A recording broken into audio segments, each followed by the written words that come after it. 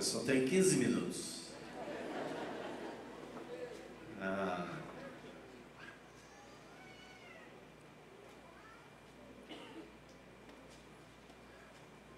nossa vida, ela, a maioria das vezes, quase sempre,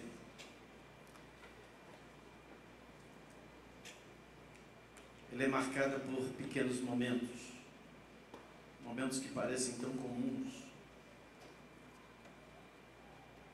momentos que a gente precisa ter o nosso coração em Deus para entender e perceber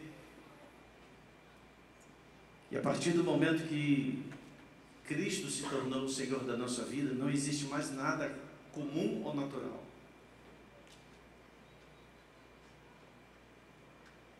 Cada momento ele é profundamente significativo dentro de uma construção que Deus está fazendo. Os nossos maiores equívocos e, consequentemente, os resultados desses equívocos são gerados ou construídos pela não observação dos pequenos detalhes. E eu quero reconhecer nessa noite o cuidado de Deus sobre a minha vida. Eu quero reconhecer nessa noite, através da sua vida, irmão, através da vida desses irmãos aqui do presbitério, o amor, o cuidado, o zelo, a sinceridade.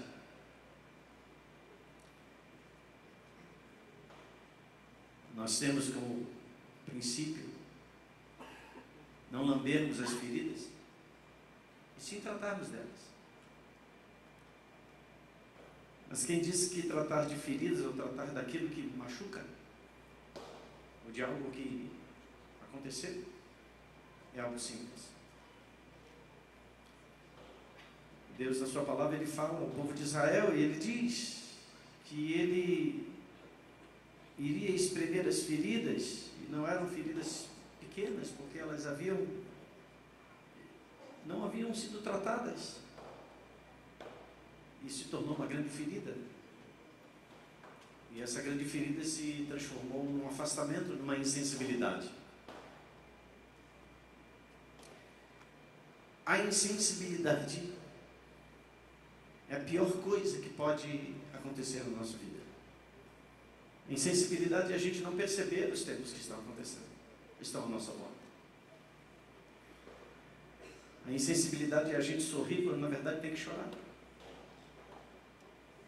É não sentir pesar quando a gente precisa sentir o pesar. Não posso, por que você está falando sobre isso? Hoje estão falando do seu aniversário.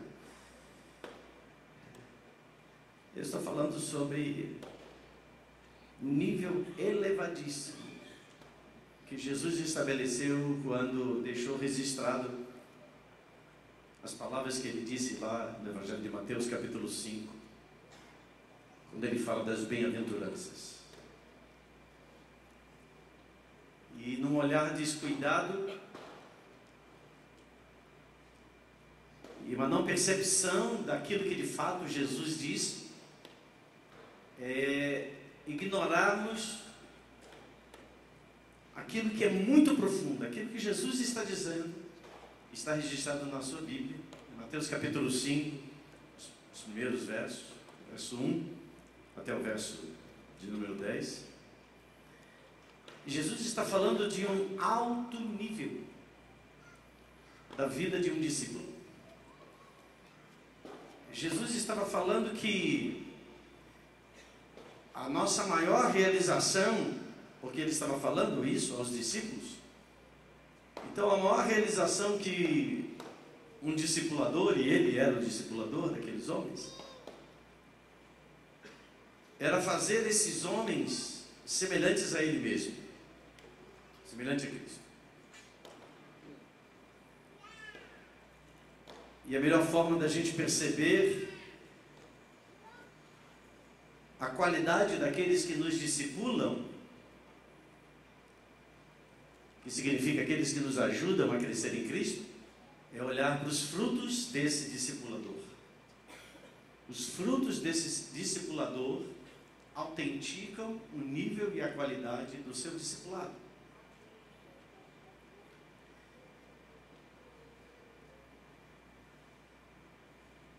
Jamais Jesus desejou que nós nos tornássemos igual a pessoas, mas que pessoas nos tornassem iguais a Ele.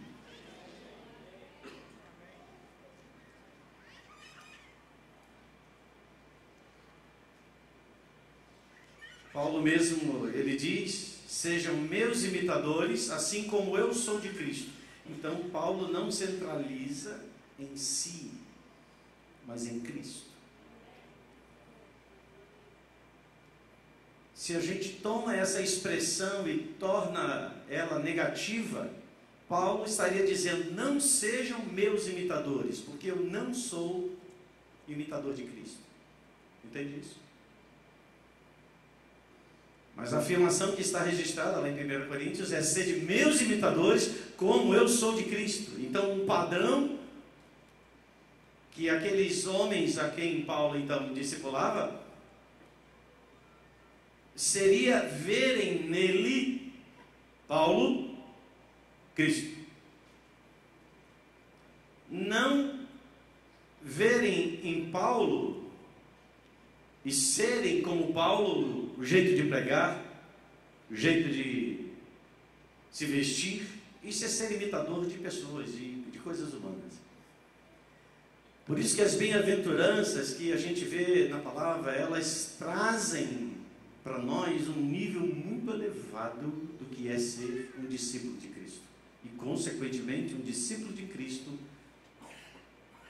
será um fazedor de discípulos. É impossível que alguém que diga: eu sou discípulo de Cristo, não leve outros a serem semelhantes a Cristo nele. Porque é impossível ser igual a Cristo e não construir Cristo na vida das pessoas. Não há como separar essas duas coisas. Amém ou não amém, gente? Nessas bem-aventuranças, Jesus, no versículo que você tem aí na tela, no versículo 4, ele mais uma vez, no rol das bem-aventuranças, e volta a repetir: as bem-aventuranças é a qualificação de um autêntico discípulo de Cristo. Isso para mim, para você, tem que ser um desafio diário. Porque não é fácil ser pobre de espírito. Não é fácil aprender a depender exclusivamente de Deus. Não é fácil. Não é fácil ser um pacificador. E um pacificador é aquele que atua em meio a conflito.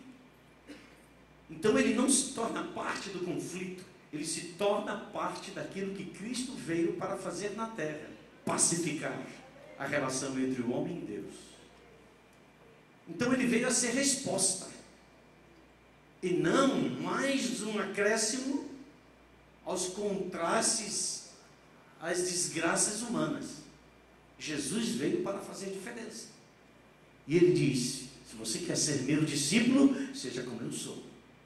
Então você será bem-aventurado, você será feliz, você será bem-sucedido. E no versículo 4, Jesus diz: bem-aventurados que choram, pois serão consolados. Vamos repetir isso junto? Bem-aventurados que choram, pois serão consolados. Aleluia. Bem-aventurados os que choram. Choram o quê? O que é esse ato de chorar? Há muita coisa que a gente poderia incluir nesse ambiente do choro.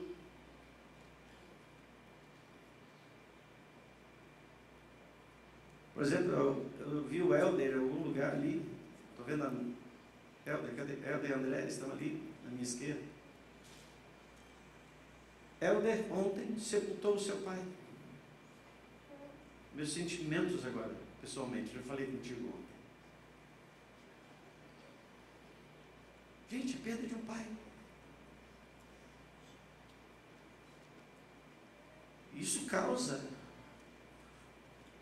um estremecimento dentro da gente.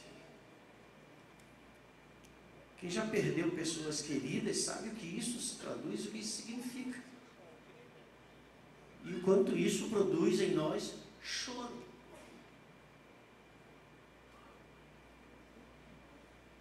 Mas, ainda que a gente reconheça a autenticidade do choro da perda de um familiar, não é desse choro que Jesus está falando. Jesus não está se referindo ao choro do luto.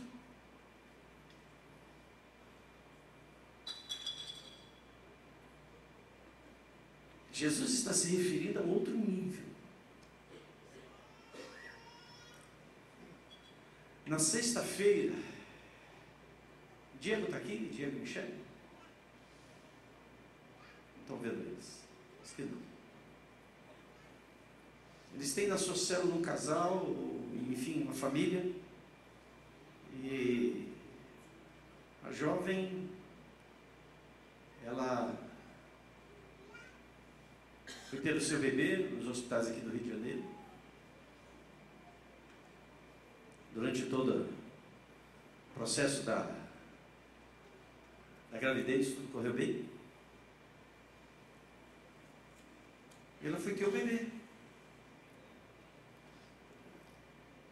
Mas no ato do nascimento do bebê, eu estava conversando com uma das pessoas da família que estavam no ato da cirurgia, ou no ato do nascimento da criança. Possivelmente, porque a gente não pode ser leviano e fazer uma afirmação baseada em um não conhecimento totalmente científico. Mas também a gente não é tolo para também não considerar a experiência de vida.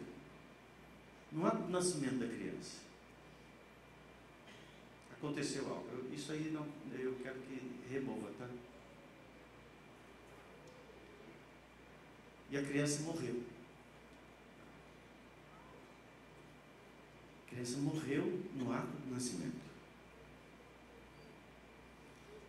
Tomei conhecimento e foi na sexta-feira. Estávamos lá para o sepultamento.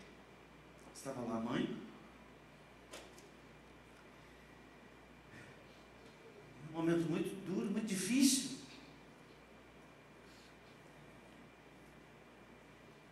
De repente, aquela mãe, ela não resiste. Ela caminha, vai em direção àquele caixãozinho pequenininho. Ela pegou a criança nos braços, tirou e colocou sobre o seu peito.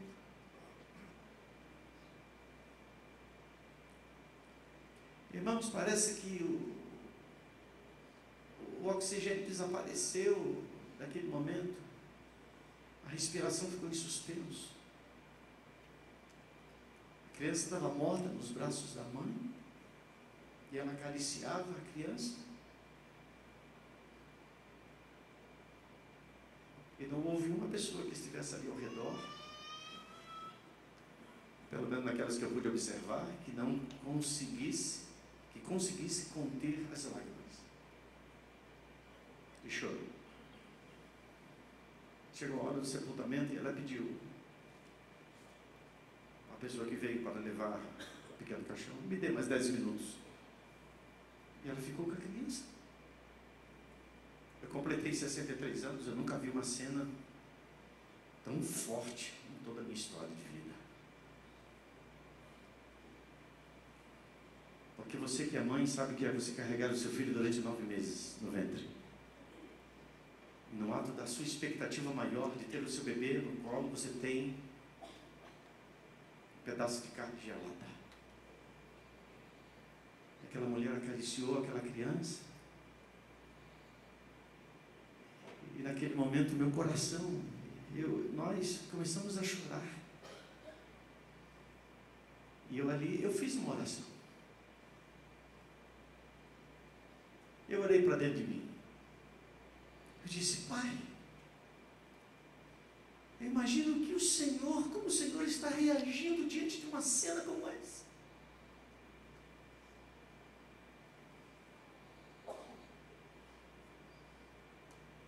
Pai, se for possível, ressuscita essa criança no braço dessa mãe. Porque era uma dor muito grande, gente. Tem gente que chora de raiva. Fica tão contrariada que chora de ódio. Não é desse choro que Jesus está falando.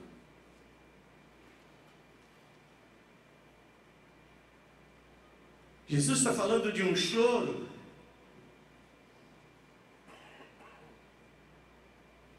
que quebra toda a insensibilidade humana, que vai contra todos os protocolos naturais, todas as regras, e que não se pode ser contido. O choro do reconhecimento de que aquilo que está acontecendo é antinatural. De que nós não fomos criados para sofrer.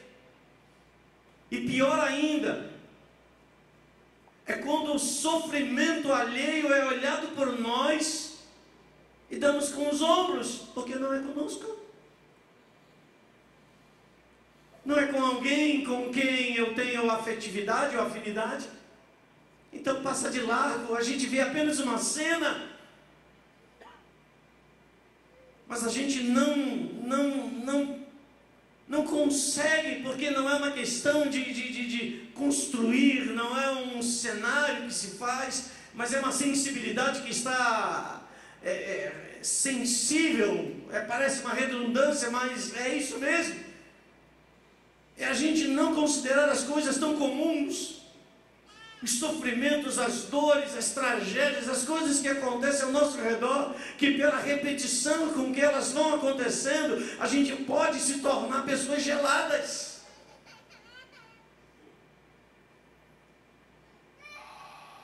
E a gente pode considerar apenas como estatísticas. Mas Jesus diz: bem-aventurados aqueles que choram, ou seja, bem-aventurados aqueles que não são insensíveis, porque eles serão consolados. O que Jesus está dizendo aqui, que o choro, que é o resultado da sensibilidade ao sofrimento humano, e Jesus tinha essa sensibilidade. Ele estava lá no alto do monte, ele olhou para Jerusalém e ele chorou. E ele se compadeceu, ele diz: Jerusalém, Jerusalém, que matas os profetas. Ah, se você soubesse quem é aquele que te é devido a paz. Ah, Jerusalém, Jesus estava falando a gente, a pessoas.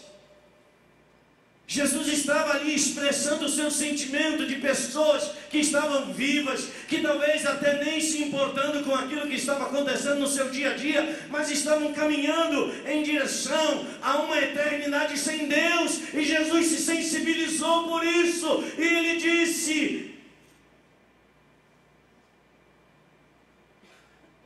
onde estão os trabalhadores? A seara é grande, mas os trabalhadores são poucos. Rogai ao Senhor da seara que envie trabalhadores para a sua seara. Esse é o clamor, e eu tenho certeza que Jesus não estava fazendo apenas uma oração de efeito.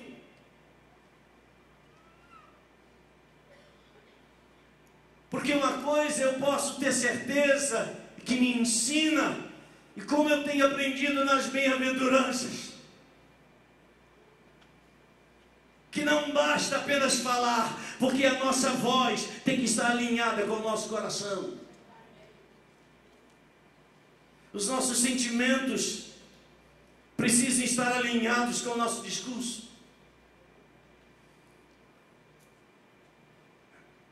Jesus está dizendo: eu coloquei uma humanidade em vocês, E eu vou usar essa humanidade que eu também experimento aqui para formar aquilo que eu sou em vocês.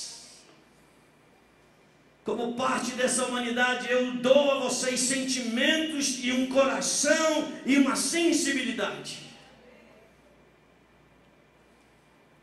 Bem-aventurados aqueles que sentem como eu sinto, é o que Jesus está dizendo.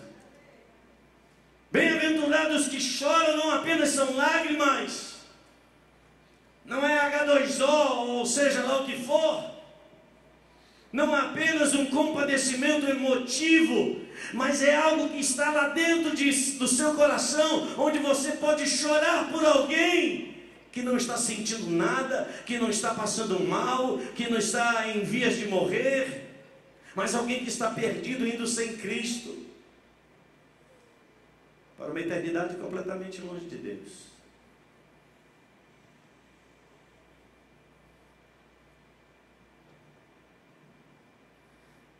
Os olhos de Jesus e o seu coração é uma coisa só. Os nossos olhos e o nosso coração precisam ser uma coisa só. Esse é o desafio. Bem-aventurados, felizes aqueles que veem, mas que sentem.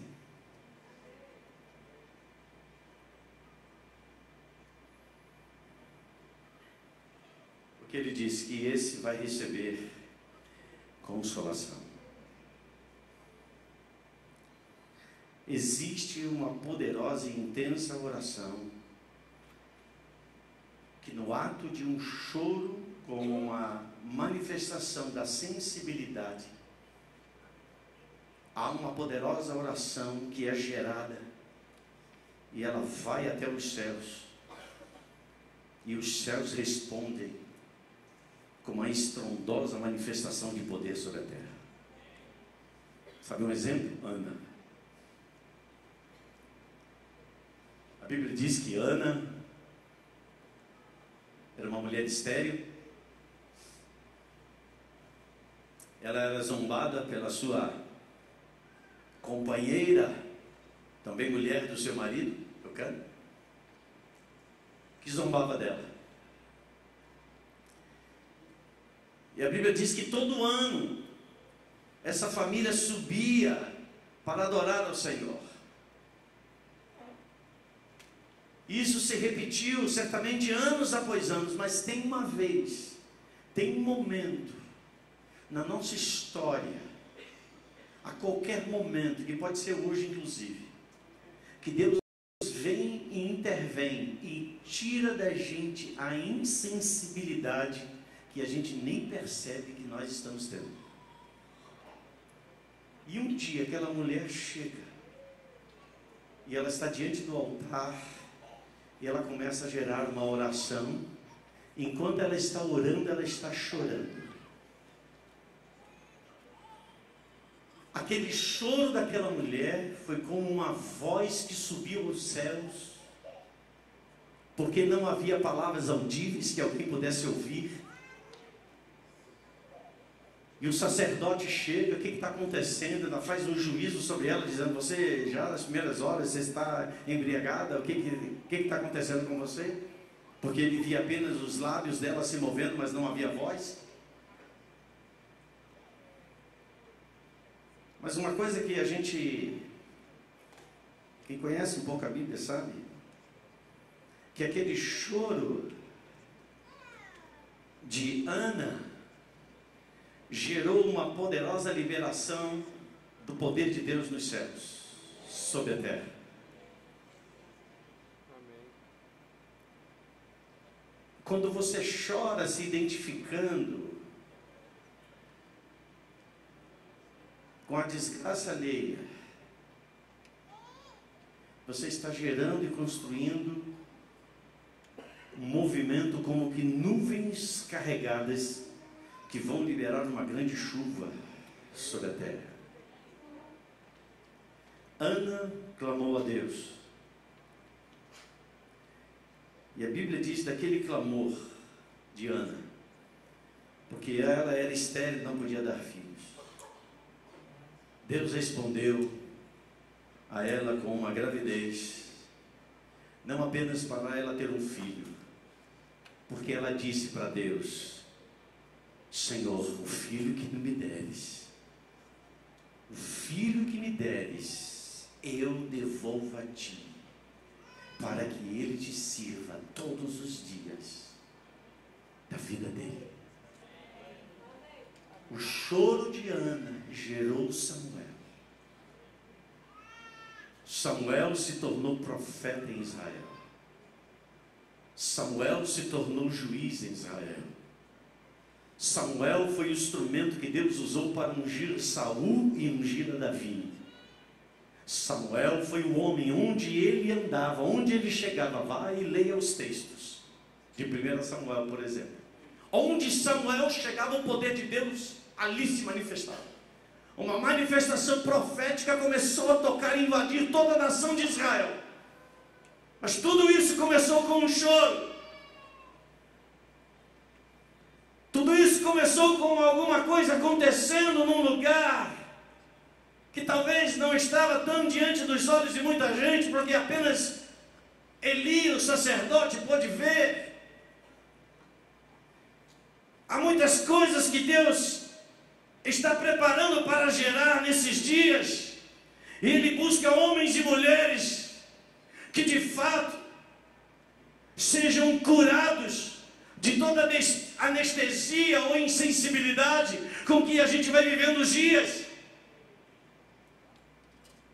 Essa semana que passou, eu estava vendo um repórter falando, eu citei isso aqui no encontro ontem,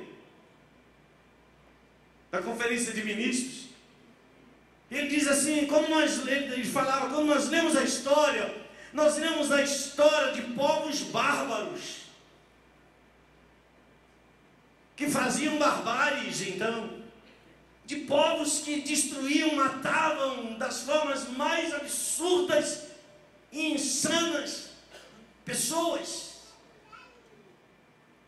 bárbaros, pessoas implacáveis, removidas de qualquer sentimento.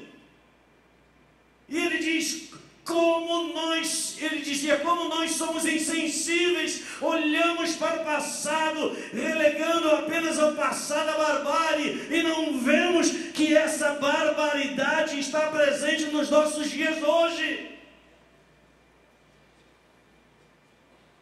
De gente que é capaz de, por causa de uma dívida de alguns R$1.000, matar uma criança,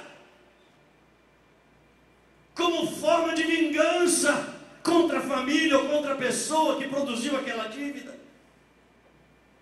E a gente não precisa aqui fazer muitas citações para a gente poder perceber que nós vivemos hoje um tempo de bárbaros. Mas Jesus estava dizendo, aqueles que são os meus discípulos não serão conforme a dessa geração, uma geração que já não chora, mas bem-aventurados aqueles que choram, aqueles que clamam aos céus, porque os céus vão responder. Amém, Deus, aleluia. O que Jesus estava dizendo é, vocês que são os meus discípulos, sintam como eu sinto.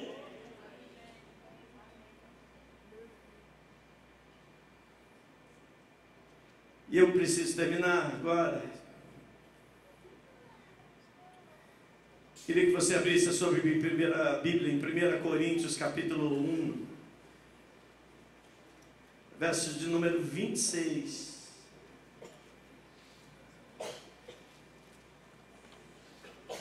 Bem-aventurados aqueles que não são insensíveis, porque eles serão consolados, e o consolo é uma liberação poderosa dos céus, gerando o poder de Deus entre os homens na terra. Samuel foi um exemplo. Há muitos Samuéis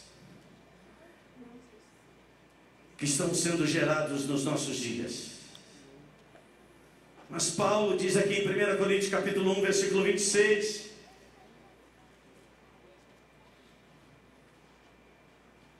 e todos nós lembramos Ao lembrarmos de Ana, é impossível nós não conectarmos a Samuel. Eu creio que Deus é aquele que intervém na história, gerando pessoas, e aqui no caso foi uma mulher, Ana, para chamar a atenção de Deus. Não que Deus esteja desatento, é uma força de expressão, é para atrair aquilo que está nos céus sobre a terra, para inundar a terra novamente com a sensibilidade. E nós, como igreja, nós não podemos ser insensíveis. Que bom é ter uma família, que bom é ter filhos que caminham debaixo de honra, de temor a Deus. Que bom ter netos que ainda na sua pequena idade já podem dizer coisas que às vezes até pessoas adultas não conseguem ainda entender e compreender. Que lindo, que tremendo é isso. A gente tem uma casa estruturada, uma casa abençoada. Mas o Senhor diz: não se contente com isso, não fique limitado a isso, levante os olhos. Tem gente que hoje não é assim, mas pode ser melhor até mesmo que a minha e a sua família. Mas Deus dos céus está pedindo: vocês estão chorando, clamando, porque eu vou consolar, eu vou liberar graça e poder sobre essas vidas. Amém. E eu digo isso mais uma vez: você na célula, você vai experimentar choro e consolo. Você vai experimentar o resultado do que é interceder e ver os resultados que isso vai produzir. Eu creio. Aleluia. Eu creio em uma bem-aventurança como fogo do céu sendo liberada, incendiando toda a insensibilidade de dentro de nós. Amém. Aleluia. Irmãos, pense no que vocês eram quando foram chamados. Poucos eram sábios segundo os padrões humanos.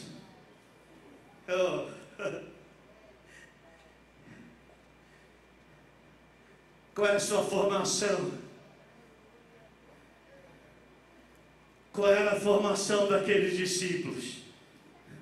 Eram discípulos, a formação deles eram discípulos que aprenderam a chorar como Jesus.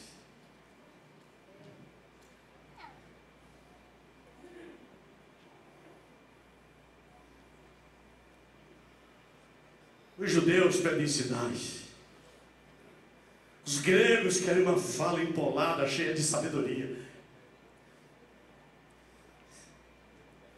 Mas nós o que queremos? O que precisamos ser? Homens e mulheres cheios de Deus. Amém. Homens e mulheres que possam dizer: olha aqui, ó, a minha vida era assim, mas Jesus entrou na minha história e fez algo novo. E você ouviu aqui alguns testemunhos. E esse mover dos céus não foi selado, ele continua aberto, para continuar a levantar homens e mulheres que vão produzir espanto sobre a terra.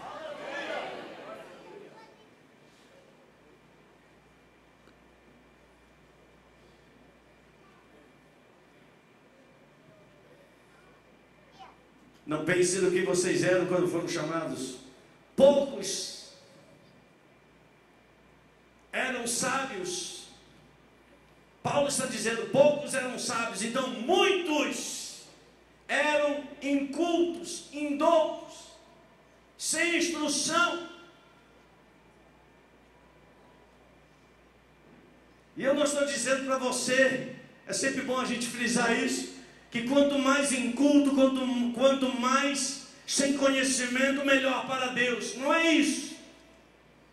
Pelo contrário, o Deus que eu sirvo, o Deus que você serve, chamou Pedro, mas também chamou Paulo.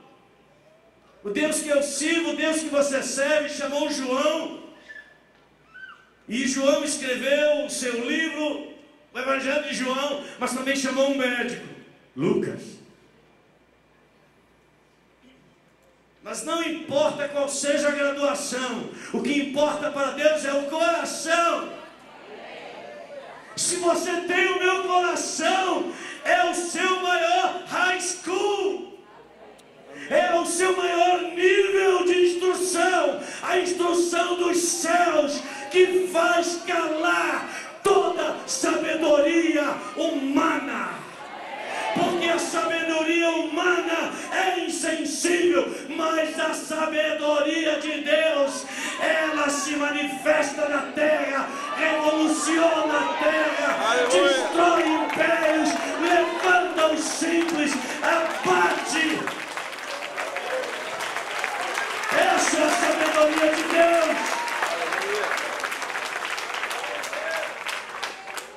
Poucos eram sábios segundo os padrões humanos. Poucos eram poderosos. Poucos eram de nobre nascimento. Mas bata no peito assim, mas Deus me escolheu o que para o mundo era vergonha. Mas Deus escolheu o que para o mundo é loucura, para envergonhar os sábios.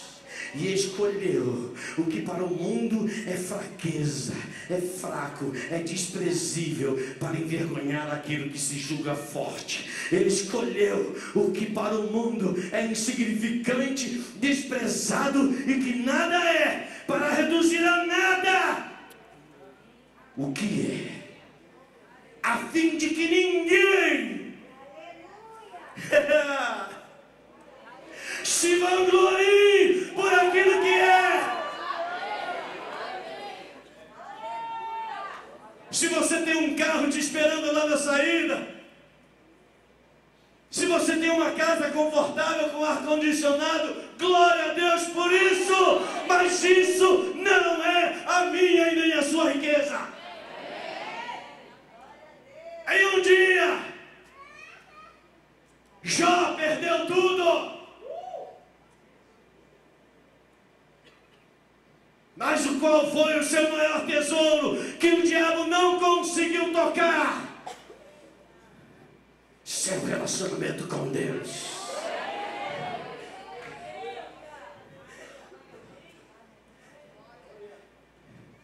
A gente se torna insensível quando a gente focaliza apenas aquilo que a gente tem.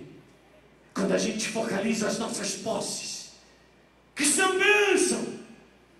Mas ela não pode se tornar maior e nos tornar insensíveis assim. Porque quando coisas se tornam maiores, a gente já entrou na insensibilidade deste mundo.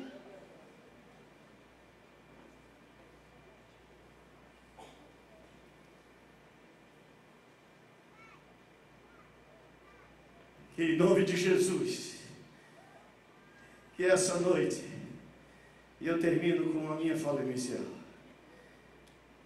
que nós possamos respirar o oxigênio do céu. E a gente se desintoxicar desse gás carbônico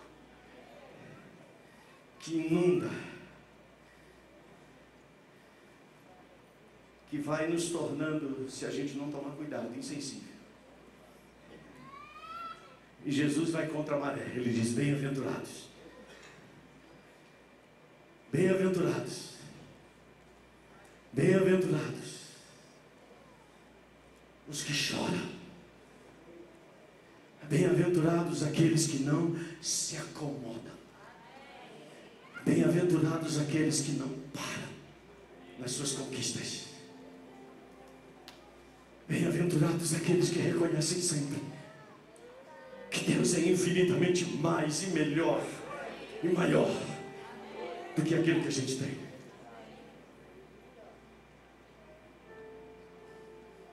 Porque se a gente não tiver o nosso coração sensibilizado para ser como Ele, as coisas vão nos roubar daquilo que é mais precioso diante de Deus. Até um culto pode se tornar uma coisa desnecessária se a gente começa a colocar outras coisas nesse lugar.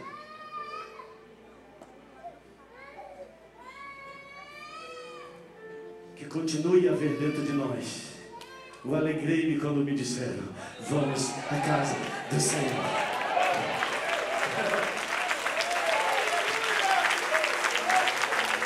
Alegrei-me quando me disseram.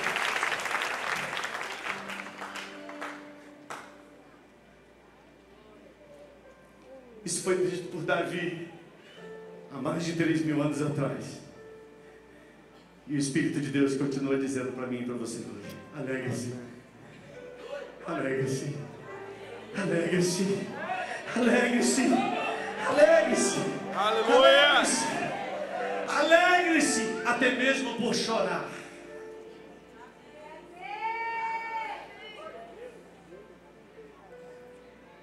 Alegre-se por não ter sido tocado pela insensibilidade.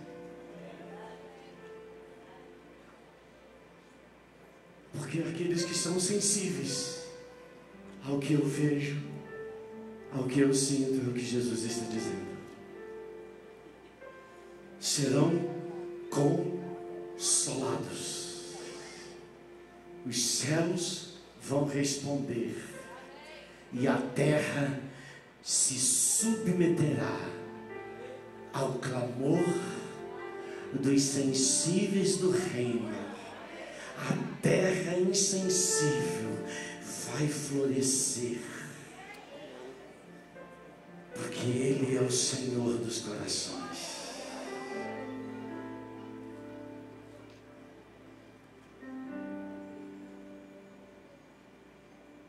Amém. Amém. Amém. Mais 2 minutos. Eu queria que você trouxesse a sua memória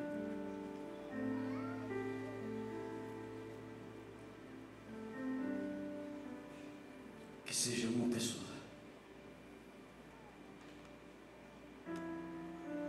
pela qual nessa noite você possa gerar uma construção que vai chegar aos céus, e os céus vão liberar consolo sobre esta vida, sendo tocada ela pelo poder de Deus.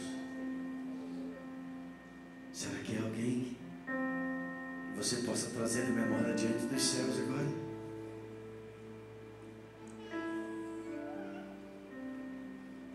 Se você tem essa pessoa agora, fique de pé e faça o nome dela ser ouvido nos céus. Levante-se.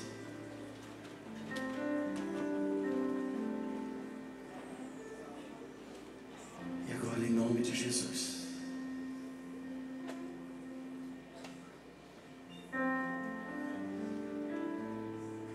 pelo poder do nome de Jesus, constrói um consolo sobre essa pessoa, essa vida. Gera isso agora. Gera isso agora diante de Deus. Espírito Santo, que contraste. Felizes os que choram. Feliz o que chora, porque os céus vão responder. Pai, suba agora como memória, como memorial diante do Senhor, a vida dessas pessoas que estão sendo lembradas agora diante do teu trono.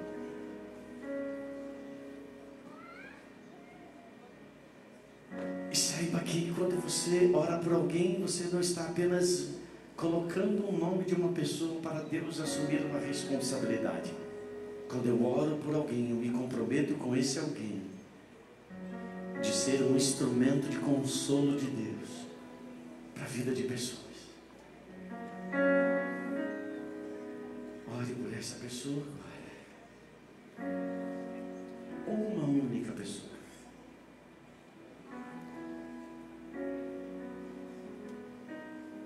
Pai, que os olhos sejam abertos.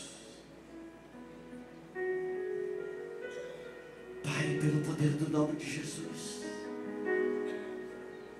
que toda a insensibilidade, toda a dureza do coração daqueles pelos quais nessa noite são trazidos à memória diante do Senhor, Pai, que agora mesmo que o teu poder se manifeste sobre eles. Agora mesmo, Pai, em nome de Jesus. Pai, eu te louvo por circunstâncias que podem parecer tão casuais, mas que o Senhor vai permitir, Senhor, que nós falemos a estas pessoas. Nós vamos esbarrar com elas e elas vão saber: eu orei por você naquele dia. E eu creio que os céus já estão respondendo. Os céus já estão produzindo consolo. Já estão produzindo consolo. Consolo é mais do que acariciar e passar a mão. Consolo é resposta do poder de Deus. Jesus chorou diante do túmulo de Lázaro. E quando Jesus chorou, uma poderosa oração subiu aos céus. E o poder de Deus foi liberado sobre aquele lugar. E Lázaro saiu para fora. Aleluia! Porque Jesus se compadeceu. Oh, Senhor, ajuda-nos, Pai. No mundo de tantas tragédias, Senhor, ajuda-nos para que a gente não seja uma tragédia para Ti, Senhor. Uma tragédia de insensibilidade, uma tragédia, Senhor, de falta de sentimentos nobres, que são os Teus sentimentos, Pai. Ajuda-nos, Senhor, a sermos autênticos discípulos de Cristo Jesus. Ajuda-nos, Senhor, a compreender o alto nível que é ser bem-aventurado. E em nome de Jesus, Senhor, nós prossigamos para esse alvo. Pai, para que nós possamos ser chamados filhos de Deus, para que nós possamos ser consolados. Ser chamados como filhos de Deus é para que nós possamos gerar outros filhos para Deus. Sermos consolados é sermos os instrumentos da manifestação do Teu poder sobre a vida de outras pessoas.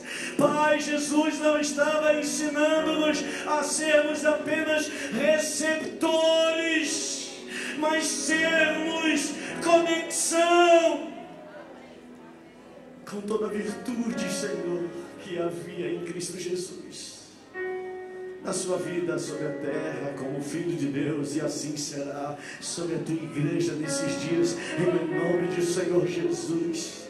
Em o nome do Senhor Jesus, em o nome do Senhor Jesus, em o nome do Senhor Jesus, nós clamamos, Pai, pelo mover de salvação em nosso meio, pelo mover de salvação através de nós, pelo mover da Tua voz, Senhor, nos tempos que nós estamos vivendo hoje. Por favor, e todo aquele que invocar o nome do Senhor será salvo, em nome daquele que tem a voz e que tem o sentir. Seu nome é Jesus. Nós recebemos este coração, Pai. Nós recebemos esse transplante essa noite, em o poder do nome do Senhor Jesus. Que a graça de Deus que tem nos alcançado, que a graça de Deus que veio e nos arrancou do império das trevas e nos trouxe para o reino do Filho do seu amor, Jesus Cristo. Pai, que essa graça continue a operar na nossa vida, Senhor. Agora na condição de sermos os instrumentos de Deus, para também por meio de Cristo tirarmos vidas do império das trevas e trazermos a cada uma delas para o teu reino. Que o amor de Deus, o amor que chora, o amor que sente, o amor que não ignora, seja cada dia derramado dentro de nós, Pai. Que os nossos olhos sejam curados de todo anestesiamento, Senhor, que porventura haja em nós. Que sejamos novamente ressurretos para fazer e gerar aquilo para o qual nós fomos transformados nesse século presente. Levanta a tua igreja, Senhor, assim como tu és. Levanta a tua igreja, Senhor, com o mesmo coração, com a mesma disposição, Senhor, com o mesmo olhar para o outro. Levanta, Senhor, a tua igreja. Nós clamamos a Ti, Senhor, e nós recebemos desde já o consolo, a manifestação do Teu poder, com sinais e maravilhas sobre aqueles aos quais os nossos olhos sensíveis olharem sem Ti.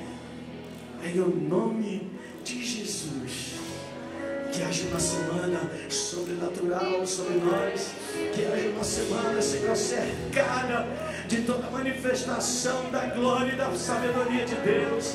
Que o Senhor nos conduza a cada momento, que o Senhor nos faça calar quando precisarmos calar, que o Senhor nos faça falar quando precisarmos falar, mas acima de tudo, Pai, nós te pedimos que o Senhor cresça e nós diminuamos. Em nome de Jesus. Amém.